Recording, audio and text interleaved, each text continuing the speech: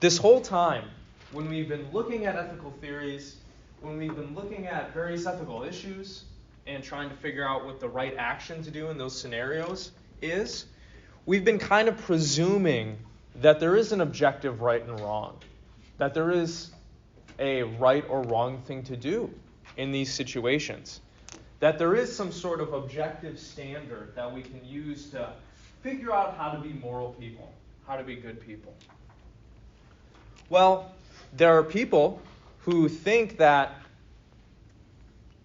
our ethical behavior and our ethical ideals are not really based on some sort of objective standard that we can appeal to or that we can use to judge other people.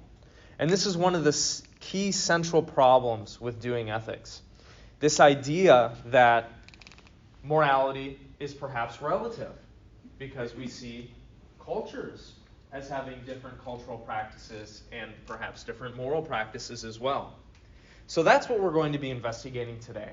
We're going to be investigating cultural relativism and the moral relativism, perhaps, that flows from that. And whether or not this is a strong objection to the idea that there is an objective right and wrong in life and that we should pursue that. To do that, we're going to be looking at an article that was written by James Rachels.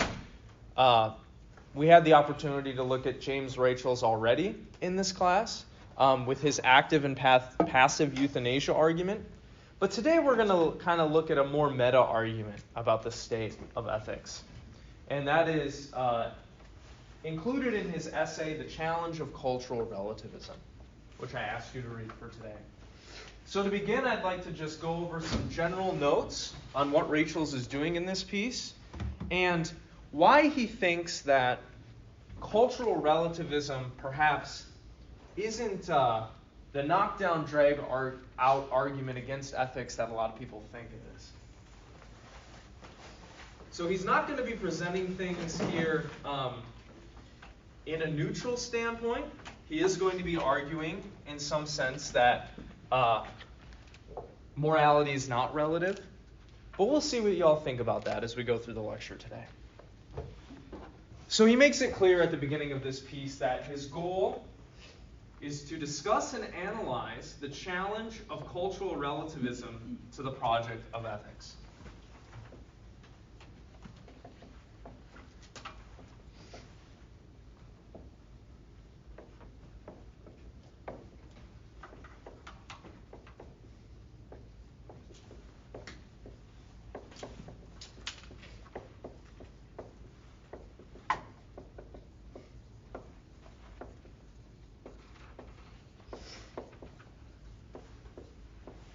What is cultural relativism? When that phrase comes up, what comes into your mind? What kind of feelings or thoughts do you have? What ideas spring up for you?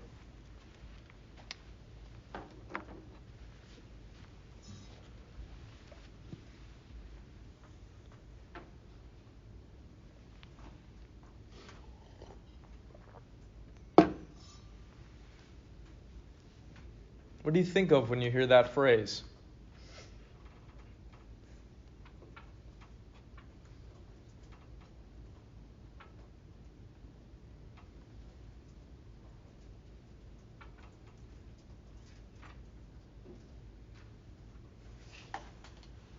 Yeah. I think that it means how everyone's beliefs and positions should be considered valid, in this situation. Like respected? Okay. So there's some sort of idea that, cultures are different, right? People engage in different kinds of cultural practices. They come from different traditions, different histories, right? And so perhaps going along when we're talking about multiculturalism is this idea that we should respect other cultures, right?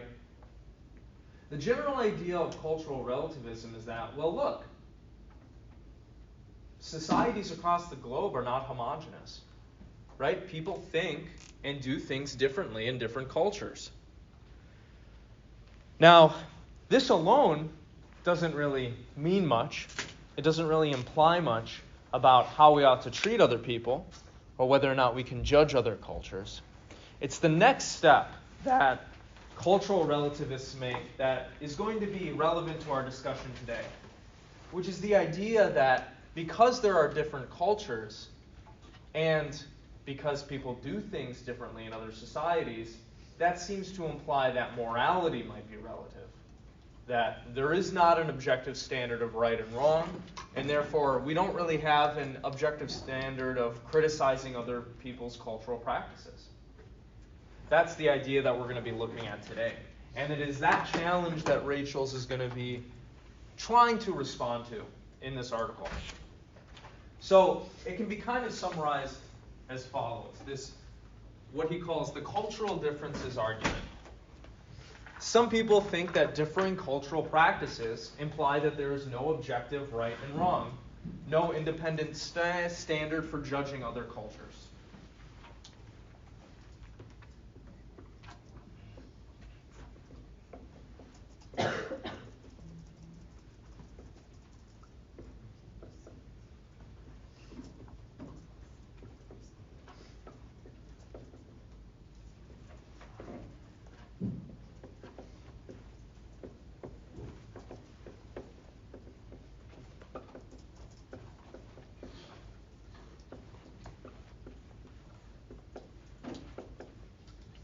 And therefore, because a lot of people believe this, what they'll end up saying is that, well, other cultures do things differently than us, but we can't really judge them or criticize them for that.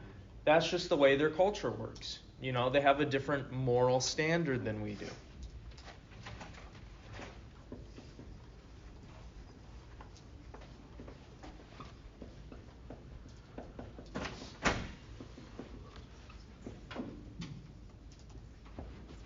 I'm sure this is an argument you've heard before.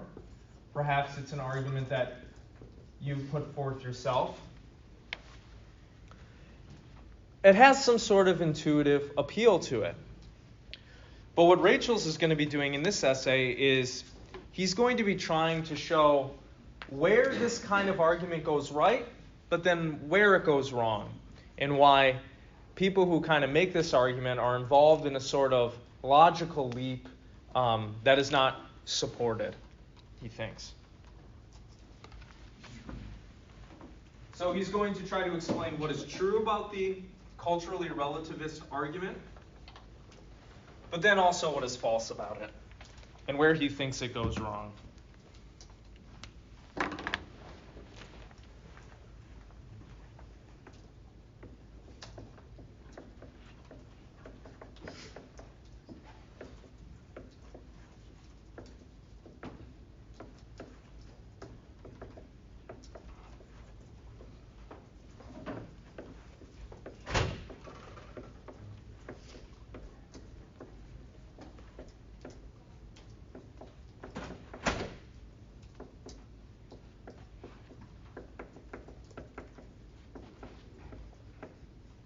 Just to summarize the culturally relativist argument one more time. Basically, it is cultures do things differently. They engage in different behaviors, different actions than other cultures. And therefore, differing cultural practices imply that morality is relative. That there is no objective right and wrong that will hold true for all cultures.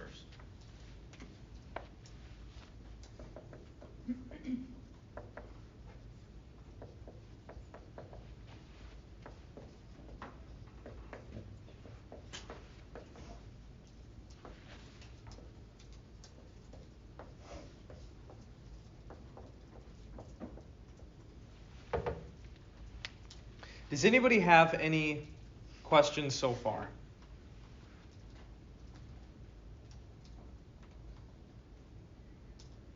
Okay, we're going to continue on then with what Rachel's has to say in this piece. He begins by summarizing this argument. He calls it the cultural differences argument. I've called it there the culturally relativist argument.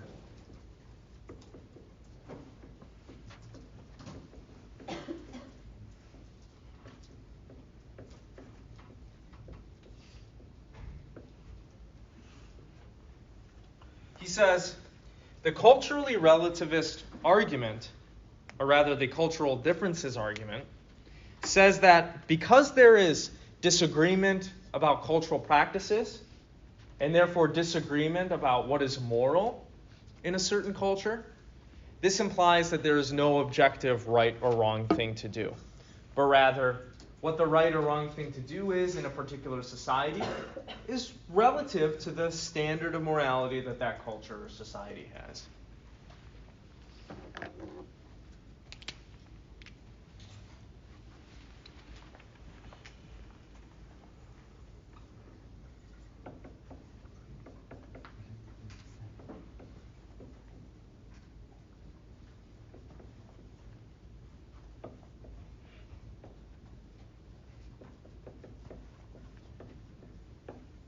Basically, the argument is trying to convince us that because there's disagreement about morality between cultures, that implies that there is no objective right and wrong that holds for all people at all times and in all places.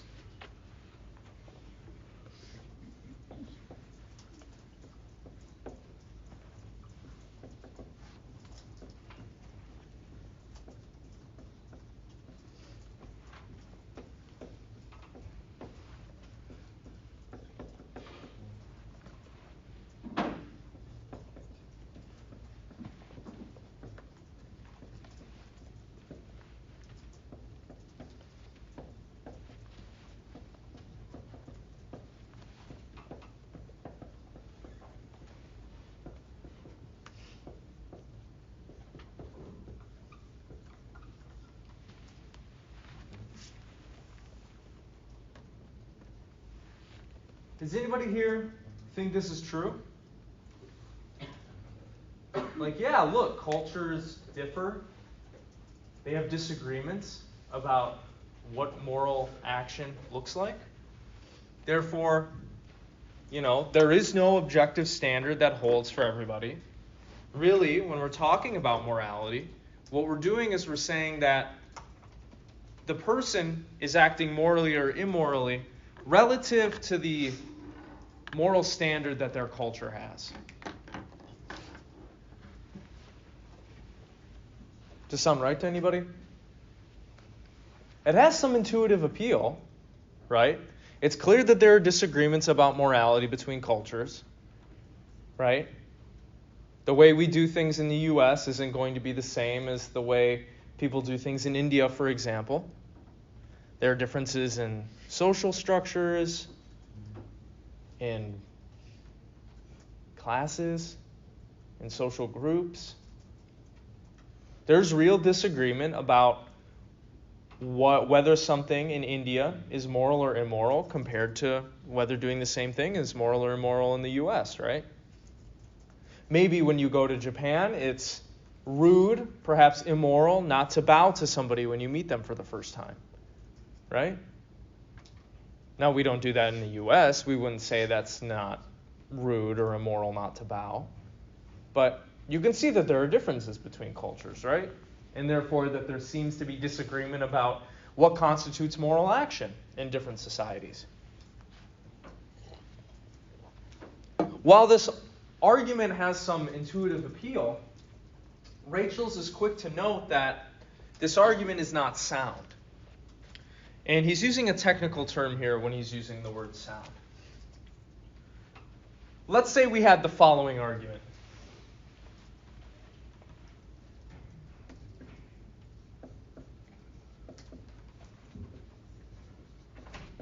If the moon is made of cheese,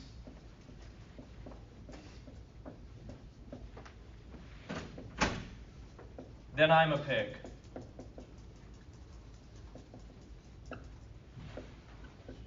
The moon is made of cheese.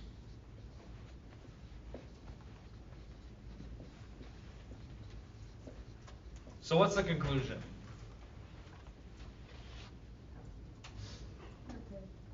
Right, I'm a pig, right?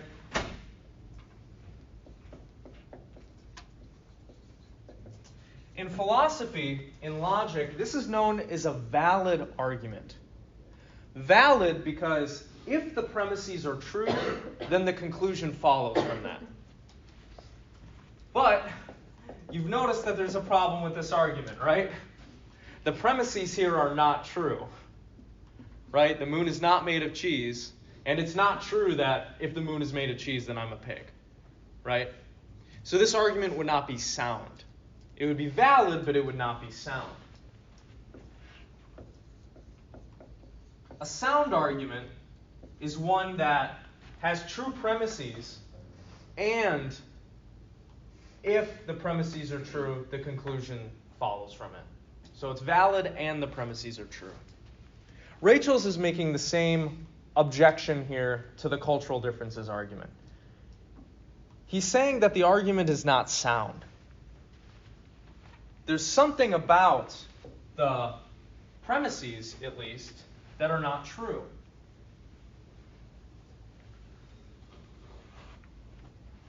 He says, the argument is not sound because differences in practice and disagreements about morality do not necessarily imply that there is no objective right or wrong. Right? Just because we disagree about something doesn't mean there isn't a right answer.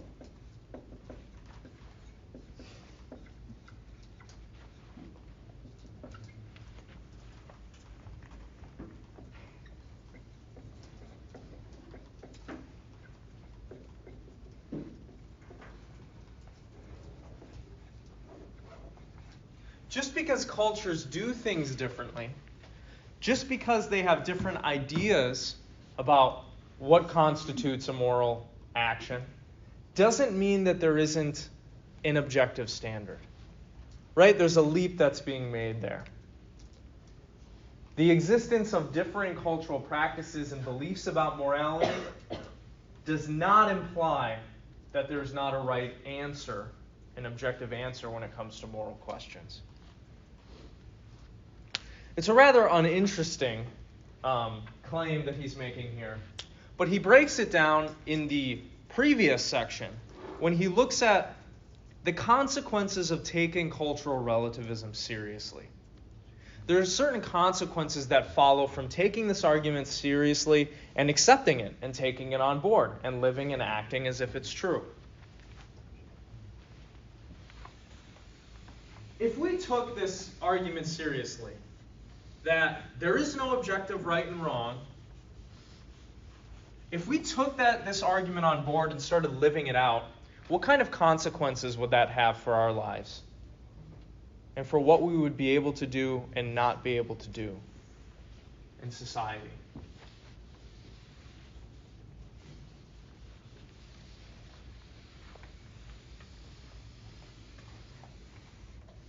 Let's say you believe that this argument is true. Morality is relative, right? There is no objective right and wrong. What would that imply for how you think about other people's behavior and other cultures' actions?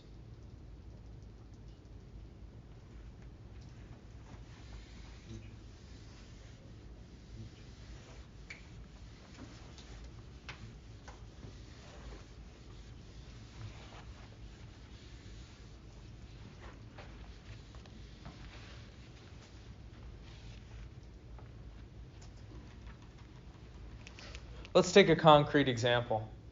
Let's say you believe that morality is relative, right? There's no objective right answer to moral questions.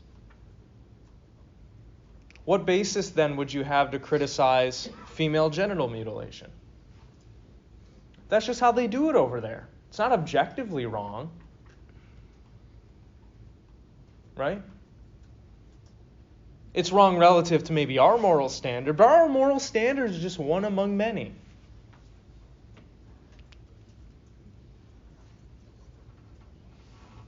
You see what kind of taking on this argument might imply? We can no longer judge or condemn other cultures' practices if we accepted this as true. That's one consequence.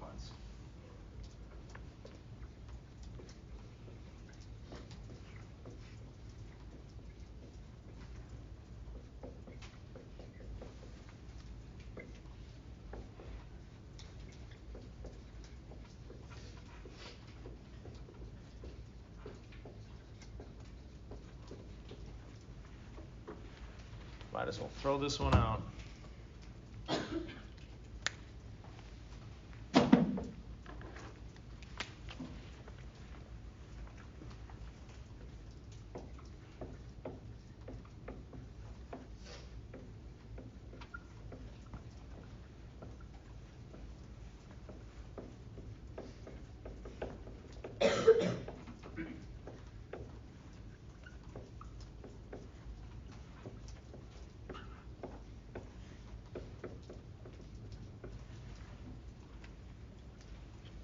Oh, maybe women aren't treated the best in the Middle East, but that's just how they do things over there.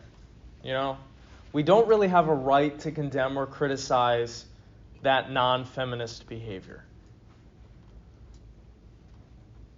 Sure, women have equal rights in the U.S., but it's not objectively wrong that they don't have the same rights in other countries. This extends to all cultural practices that other societies might engage in. If moral relativism is true, then we don't really have any firm ground to stand on with which to criticize their practices, right? Or judge their practices. We can hem and haw about, well, according to my moral standard, that's bad, but it can always just be shot right back at us. Well, that's relative to your standard. Why should I accept your moral standard? I have my own moral standard. Right? So one of the consequences with taking this argument seriously and accepting it as true is that we can no longer condemn different cultural practices on moral grounds. What this implies is that we could only determine which actions are right or wrong simply by appealing to the standards of that society in which we're looking at those actions. So if you're trying to determine, for example, if the government of South Africa is engaging morally or immorally with its citizens, you would have to look at the particular moral standard that South Africans have in their society. You wouldn't be able to judge it by any other standard.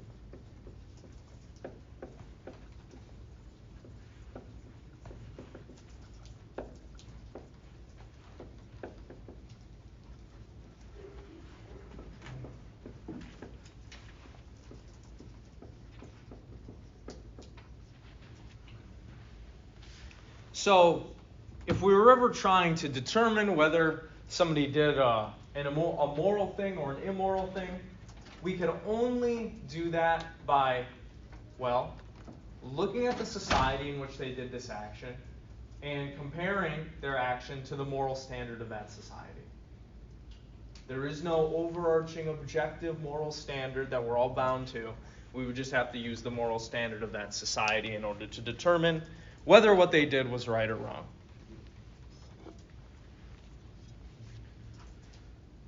There's another consequence, Rachel thinks, of accepting this argument. And that is the idea of moral progress and positive social reform is called into doubt.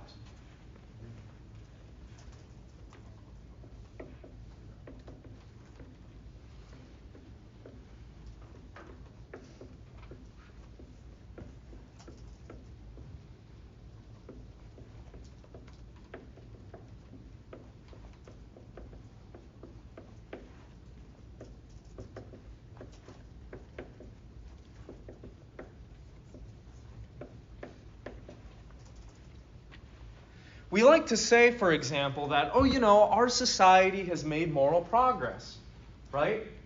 Things have gotten better. People are better now to each other.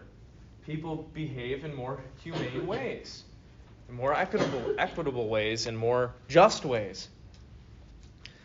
But if there is no objective right and wrong, what standard can we use to determine if a society has progressed morally? There is none. We could only appeal to the standard of that society, and it looks like, their standard has changed, but that doesn't mean that they've progressed in any way.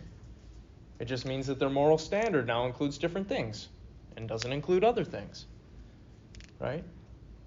But it seems like we want to say, yeah, we've made moral progress, right? We made social progress and political progress in the U.S., for example, right? Slavery has been outlawed. Wasn't always like that. Black people have rights now that they didn't used to have before. We want to call that progress, right? But if we accept this argument, we don't really have a standard by which to judge if any progress has been made.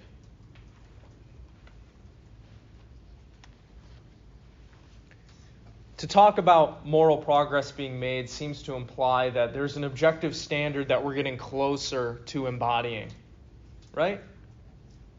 But if we can only judge the moral actions of a society by the moral standard of that society and no overarching objective one, then there's no progress being made. It's just that people do things differently now than they used to. That's all we can say about it. There's another argument against moral relativism. Now, Rachel's, I don't think, provides it in this piece, but I'm going to provide it because I think it's a thought-provoking one. And that is, if moral relativism is true, moral disagreements are impossible.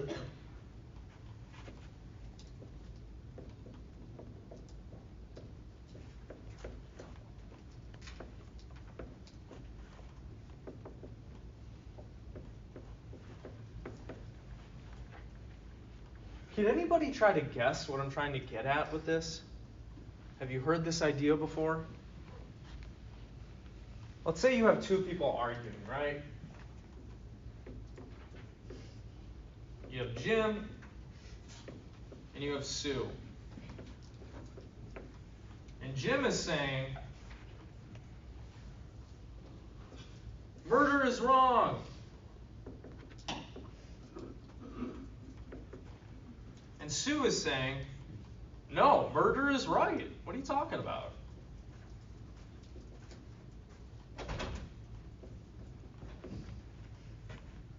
This is an example of a moral disagreement, right?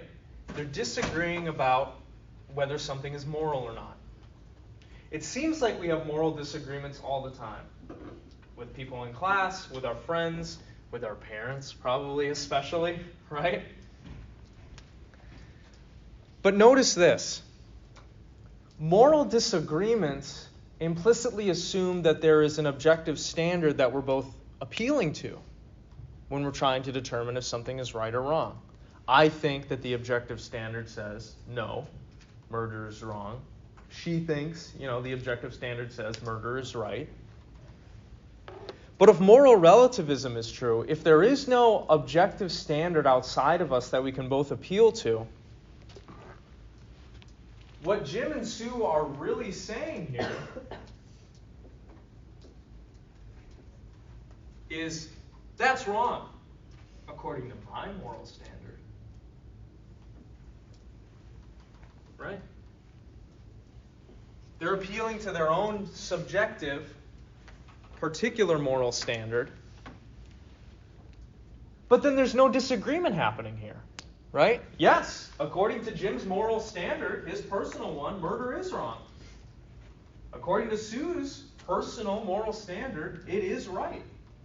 There's no disagreement happening here, but yet these people are still yelling at each other? That doesn't make any sense. Why would they be doing that? They're not disagreeing about anything. Jim is saying this is wrong according to my personal moral standard. Sue is saying this is right according to my personal moral standard. They're not having a disagreement at all. Right? Sue is not saying that's wrong according to your moral standard. Right? She's just saying, no, I think murder is right according to my moral standard. So moral disagreements don't happen. But yet it seems that they do, right? It seems like we do disagree with people about what's moral and immoral. So either we're all extremely irrational and we're having pointless debates about what's moral and immoral, or we don't actually believe that morality is relative. Right? We don't actually believe this. Do you all see the argument here? Does it make sense? It's a weird argument, but it's like, yeah, it seems like people do argue about what's moral and what's immoral. And they're not just saying, I think personally that it's immoral. Right? It seems like they're trying to say something more than that. Like, there is a standard that you are beholden to that you're not living up to. Right? And I'm criticizing you on those grounds. In any case, Rachel thinks that all of these consequences, this one excluded because this one's mine, but these consequences imply that morality being relative it's implausible. It doesn't seem right.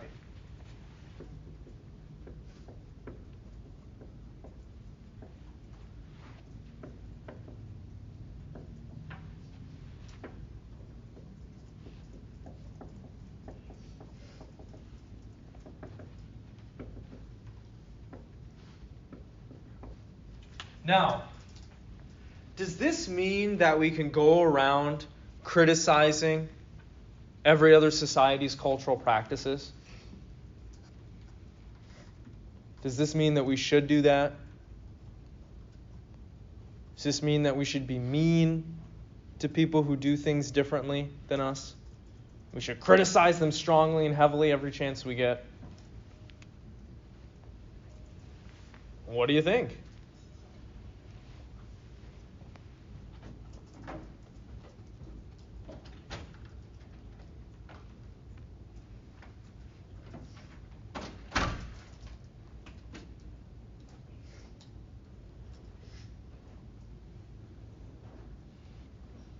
Y'all haven't had your coffee this morning.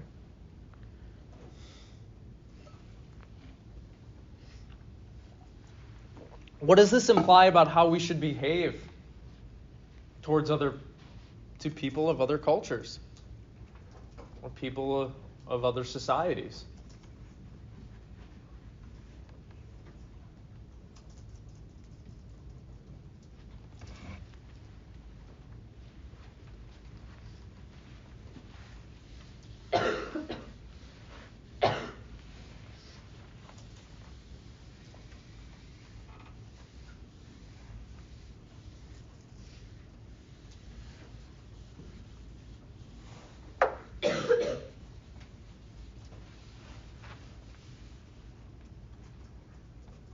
How should we treat other cultures if we have different beliefs about what is moral and what's immoral?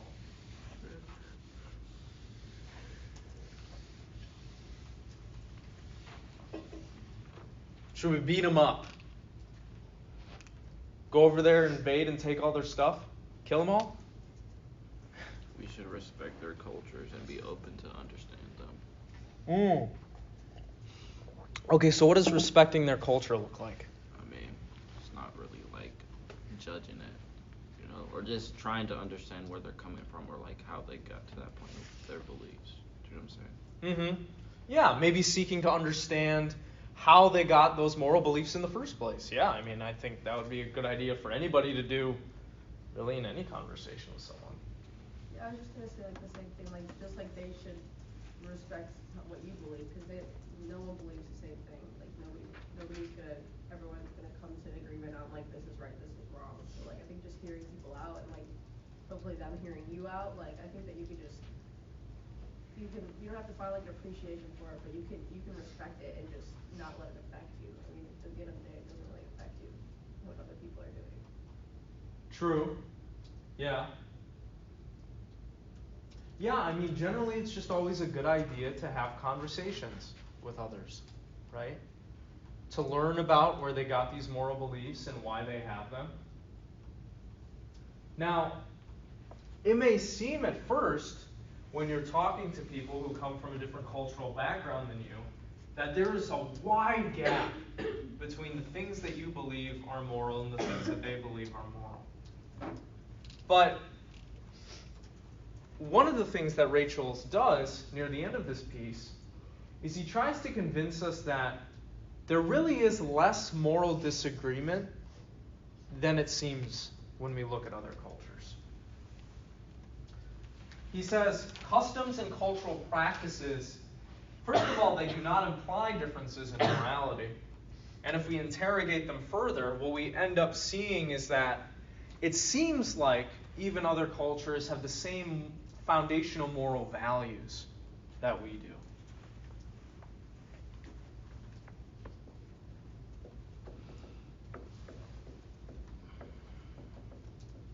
So he tries to kind of disarm this culturally relativist argument by providing an argument that there's actually less moral disagreement than it seems.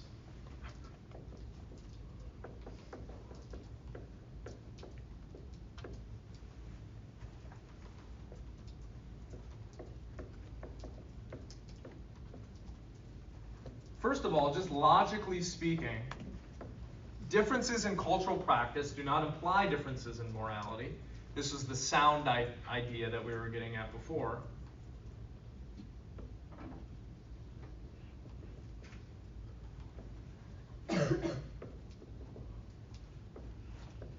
But then furthermore, if we look at the reasons why different cultures engage in these different practices, what Rachel thinks we see, if we look closely, is that we kind of have the same foundational moral values.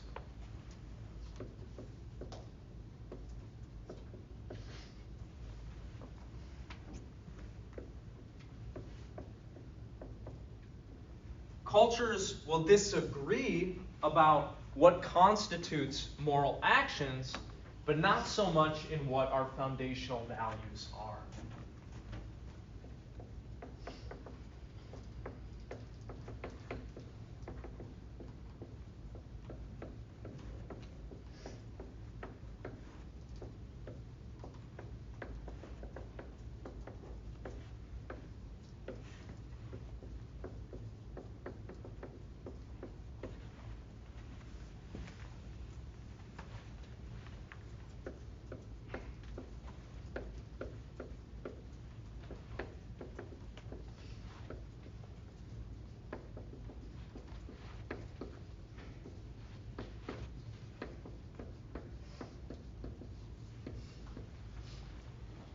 For example,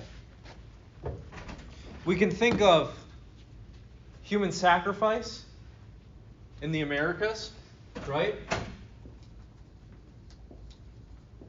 Well, we wouldn't say human sacrifice is morally good, right? We don't practice human sacrifice anymore. But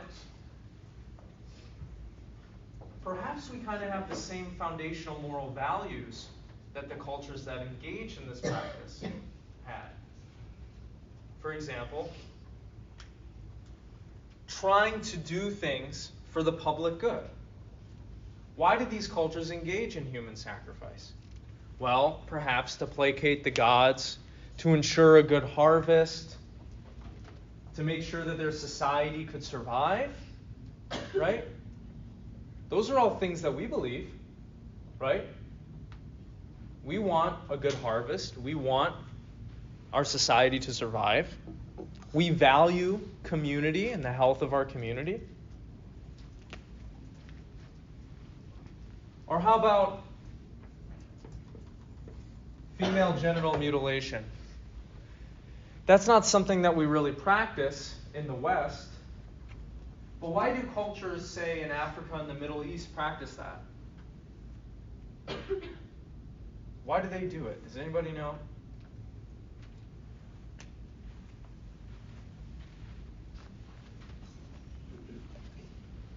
We said they do it for religious and cultural reasons, right? Perhaps they're doing it for religious reasons to safeguard the soul of the individual. Perhaps they're doing it for reasons related to hygiene. Perhaps they're doing it for reasons related to maintaining an ordered and predictable social structure. These are all things that we care about too, right? We want society to be ordered to some degree. We don't want it to be purely chaos. We want humans in general to be at least a little bit predictable, so we're not dealing with, crazy things every day when we walk out our door. We do want people to engage in good hygiene, including ourselves, right? And in some sense, we are all looking to nourish our own spirits as well, right? Now you may interpret that in a psychological or an existential way and not so much a religious way. But perhaps our foundational moral values aren't really different across cultures.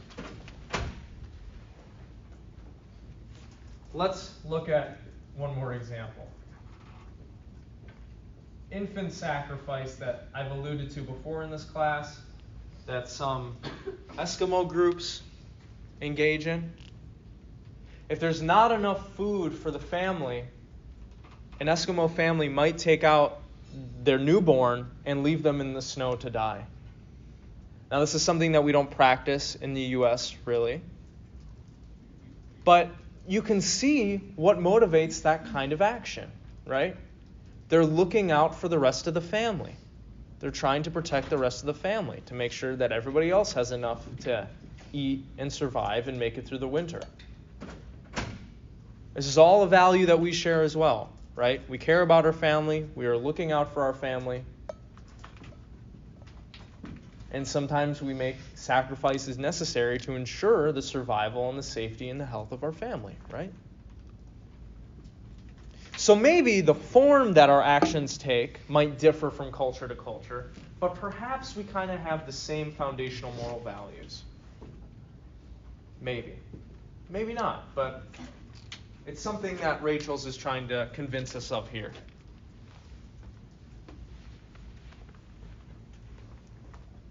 In fact, he's going to list out some of the values he thinks that all cultures share.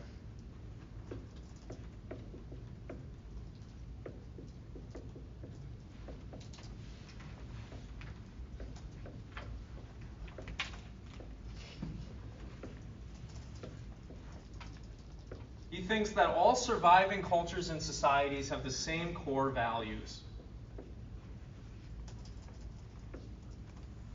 Protection and care of infants. Otherwise, societies would die out, right, if they don't reproduce.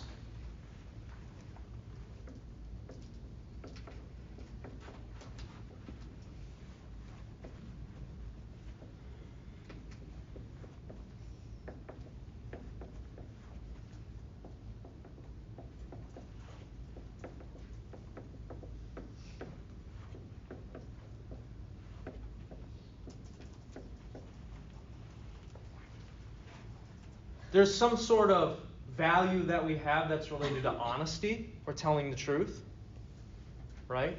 All cultures value honesty in some respect because otherwise societies would fail if people were telling lies to each other all the time. Things wouldn't get done, things would fall apart.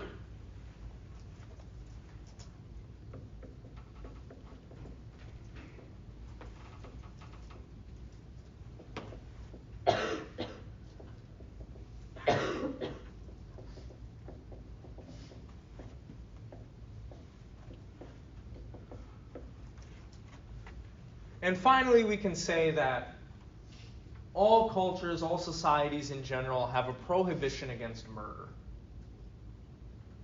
Otherwise, society would collapse if everybody went around murdering each other and we didn't criticize that or we didn't think anything was wrong with that. Right? Now, obviously, there are exceptions to killing, right? That's why I'm writing on the board here, prohibition against murder, because cultures generally share the value that killing someone in self-defense is fine, right? But going out and murdering someone intentionally, consciously, to get rid of them, there's a prohibition against that, really, right? In most, if not all, successful societies.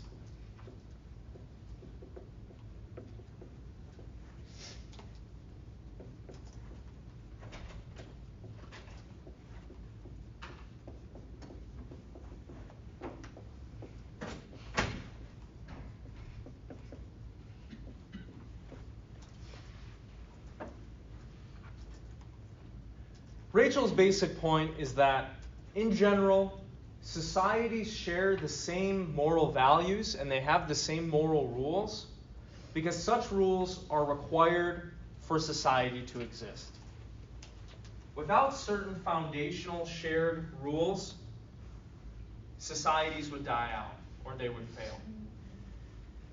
So they must have some set of shared values and rules, because not adhering to these shared values or rules causes societies to fail, to die out.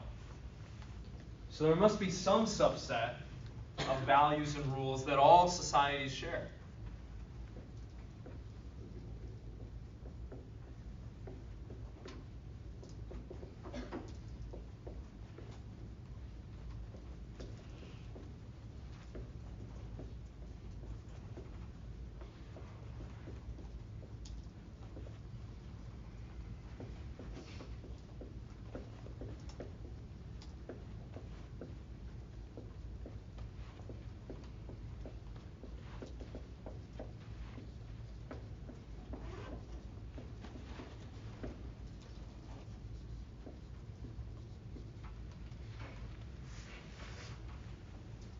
And if we wanted to look at this issue of potentially criticizing other cultures' practices, we might make a few distinctions between judgment, criticism, interference, and toleration.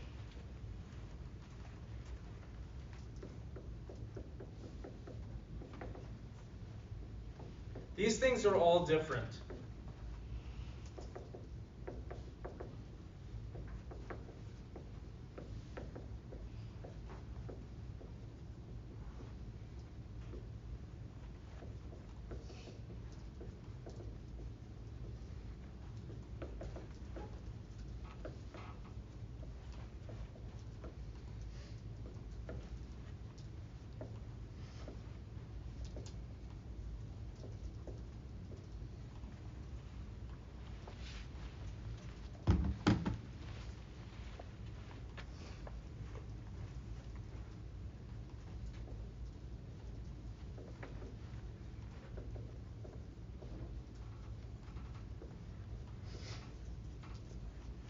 What's the difference between these things?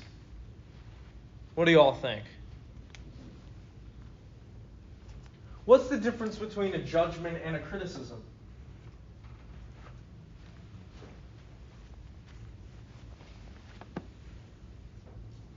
Let's say you and I are at the grocery store, and there's someone where we go into the self-checkout lane, right?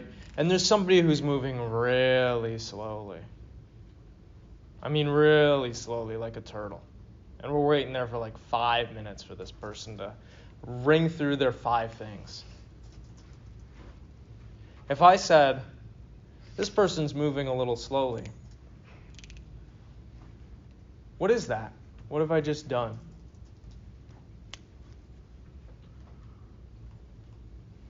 Have I criticized them or have I made a judgment?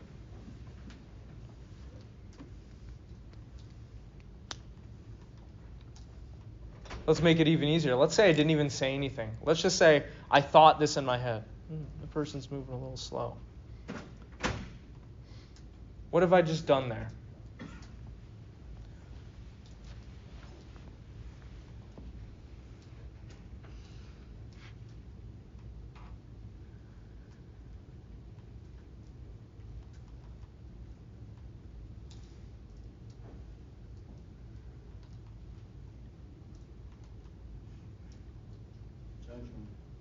I judged them, right? I made a judgment. What's the difference between a judgment and a criticism?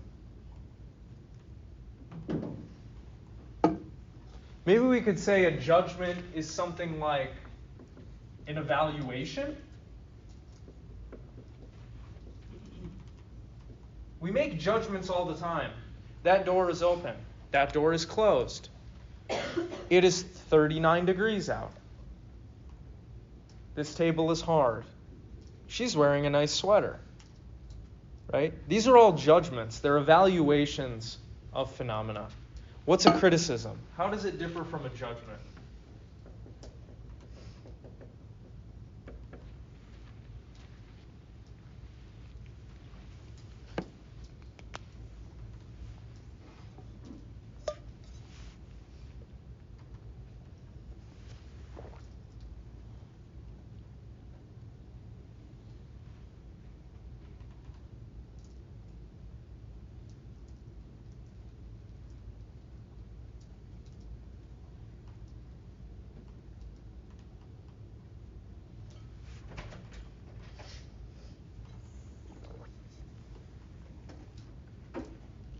I'm judging you all right now, but I'm not criticizing you.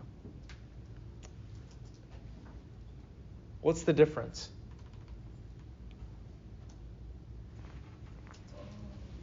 You judge with your thoughts and criticize either action or verbal. Right, so there's an aspect to it where a judgment can be nonverbal or verbal, right?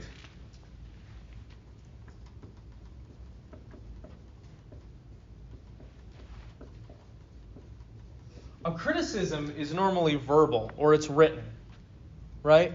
But what else is a criticism? It's not just a judgment, right? Because we can judge things good, right? You can be like, oh, I love this table. This is a nice table, right? That's a judgment. But what's a criticism? Does it say something nice about the thing?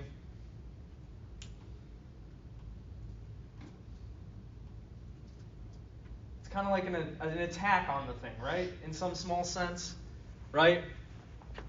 So we might say a criticism is like a negative evaluation, and it's verbal or written. Okay. Now, what about toleration? What does it mean to tolerate something?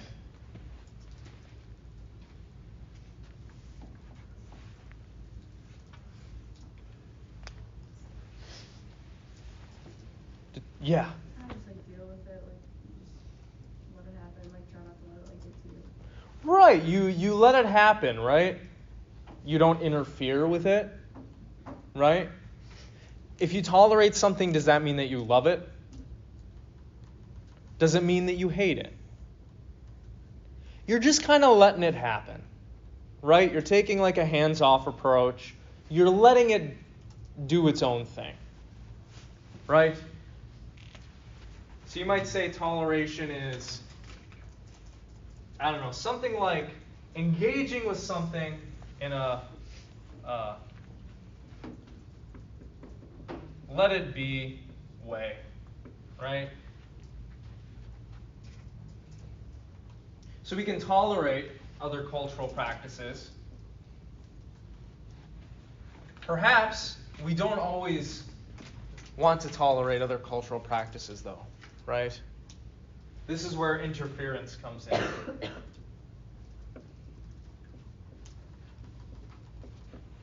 What does interference involve? Well, it's not about letting something be, right? It's about interrupting something, right?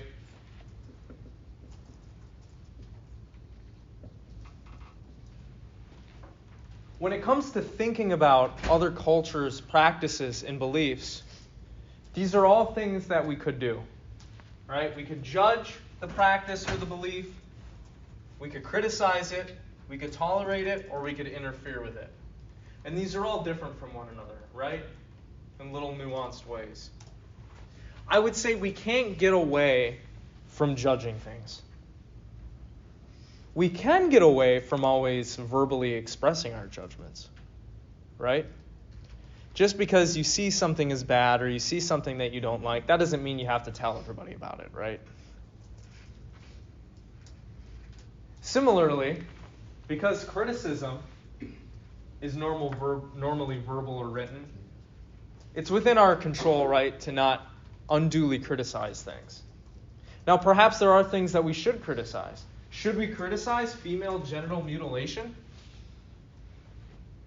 What do you think? Some of you will probably say yes, but some of you probably accept a morally relativist position. So you're like, no, we shouldn't criticize it because, we don't live in that culture. We don't have those values. I would say some practices, perhaps like child torture and rape, are deserving of criticism and interference. To take an extreme example. But these are all different attitudes and ways of responding to moral phenomena. Just because we judge something, that doesn't mean that we're criticizing it. Just because we criticize something doesn't necessarily mean we don't tolerate it. Right? If toleration means not actually interfering with the thing in practice, you can criticize it without interfering with it. Right? You could still tolerate it and criticize it. But these are all different ways of engaging with moral phenomena, especially moral beliefs and moral practices of other cultures.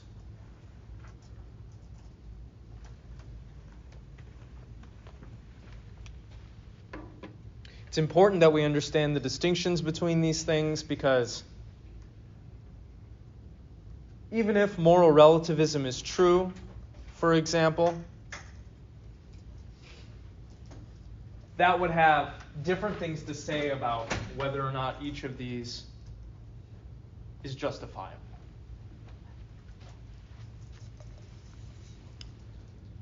So that's basically what Rachels has to say in this piece. He thinks the culturally relativist argument, which implies moral relativism, is implausible for various reasons.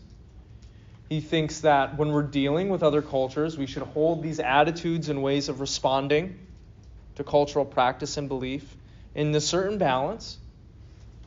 Some practices might call for criticism, some might call for toleration, some might call for interference, perhaps. There are lots of people who think that, for example, the U.S. should have interfered more in the Russia-Ukraine war. Right? There's an example for you. But basically, Rachel's is trying to convince us that moral relativism is implausible. We don't really think and act that way. What do y'all think about what he has to say here? Do you think he's right, or are you still holding on to moral relativism? Is there something about that seems intuitively right to you?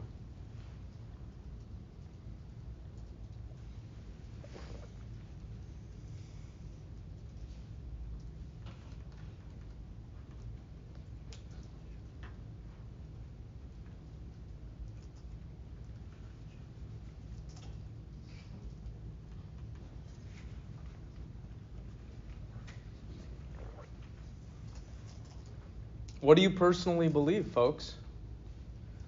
You think morality is objective, or do you think it's relative?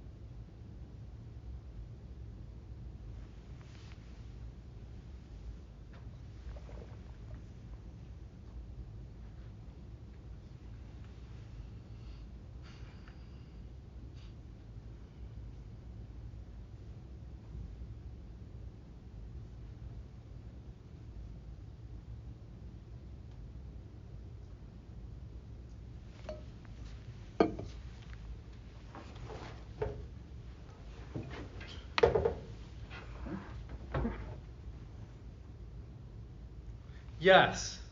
I think that since, personally, I don't think that anybody is ever going to agree on what's right and what's wrong, so you can't really say that it's like black and white, like right or wrong. I think everybody does something for a reason, like in cultures, like you said with the genital mutilation, like they do that for, I don't know what the reason is, but they do that for some sort of reason, whether, personally, I don't understand it, it's not something I would ever do, but they think it's right. Like, they probably don't agree with the stuff that I do, like, I could be, like, half the stuff that I do, so how could I really judge them? So you do think moral relativism is intuitive, maybe? I guess you kind of convinced me, like, I mean, it's a good point, like, I guess, yeah. Can I steal your laptop? Like, I'm just gonna come take it. You know, I really want it. You know, thanks.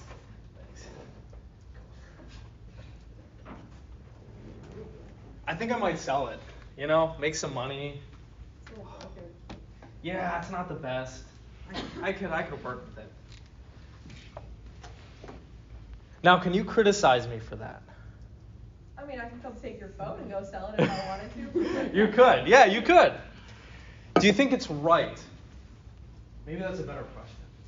No, but that's not what I was like really saying. But like, I could understand the argument he's making because, like, I don't think that was right. But in some people think stealing's okay. Like, you know, like they're like how we talked about it before. Like, if you're stealing formula for your baby that's gonna die if you don't give it to him, different than you just coming out to me taking my laptop for a couple bucks. Like, right. So one of the first things you said was,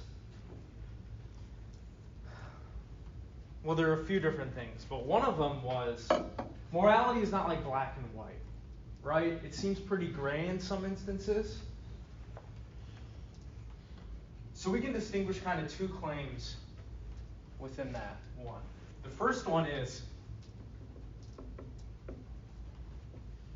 it's hard to figure out what's moral and immoral, right?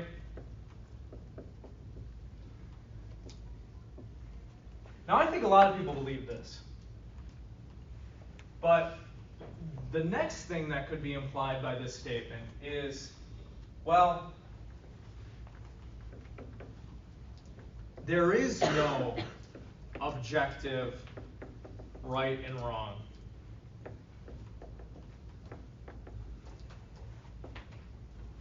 I think this is kind of implied by morality is not black and white, right?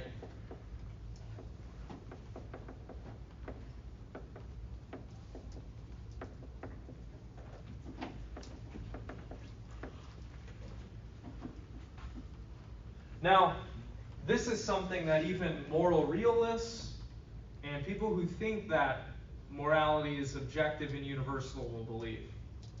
They'll believe this first one. And the moral relativists will probably believe this too, right? They're like, yeah, it's hard to figure it out, right? It's not clear sometimes. But then the moral relativists will make the further claim, it's not only hard to figure out, there is no right answer to moral questions. Now, this puts us in an interesting position because, well, again, if there's no right answer, then we can't even really rightly judge what other people do to us. Because, well, they might have a different standard of morality than we do, right? And who's to say their standard is a worse one or a better one? Maybe it doesn't even make sense to use that kind of language, right? I would say that I think people perhaps say that they believe this, but I wonder if people act like that in the real world. If you're talking to somebody who's a moral relativist and they say, well, look, we can't criticize other cultures, right? They have a different set of values. Even social groups in our society have different sets of values and different moral standards.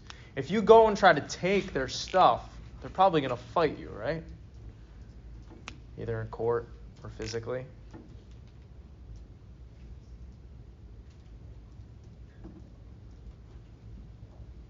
Now, sidestepping this issue, which is kind of actually difficult to determine, and I would say we may not be able to ever figure out the answer to whether or not there is an objective morality. It doesn't seem like something we could prove or disprove, really.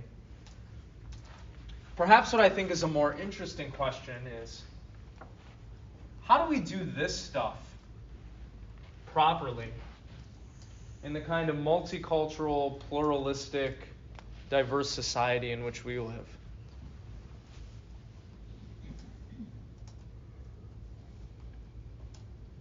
That's a harder question, right? For example, progressives might say, look, white people have all these privileges and advantages that black people don't. That's why they have more money and property, along with, this historical legacy of capital that goes through white families. And the reason why a lot of black people are not in positions of power and authority is because they're screwed from the start. And it has nothing to do with their own individual life path. Of course, conservatives are going to say, no, it has everything to do with the choices you make in life, right? You could be a CEO if you really put your mind to it. Pull yourself up by your bootstraps. What's the proper analysis of the situation, right? And therefore, what should and should we not say about the plight of black people in our society? It's very difficult, right? I think where people get into a lot of trouble is they don't really seek to understand what the other side is saying, right? They don't try to connect and actually empathize with the person that they're speaking to. And perhaps there isn't a good, really understanding of the differences between these things.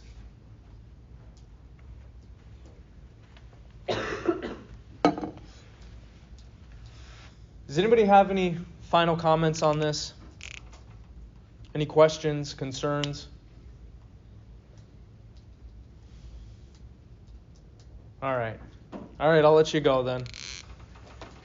I'll see you on Thursday. We're going to be looking at perhaps an even more terrifying problem for ethics. One that I'm sure you've probably thought about, but we'll see it put in a more expressive form on Thursday.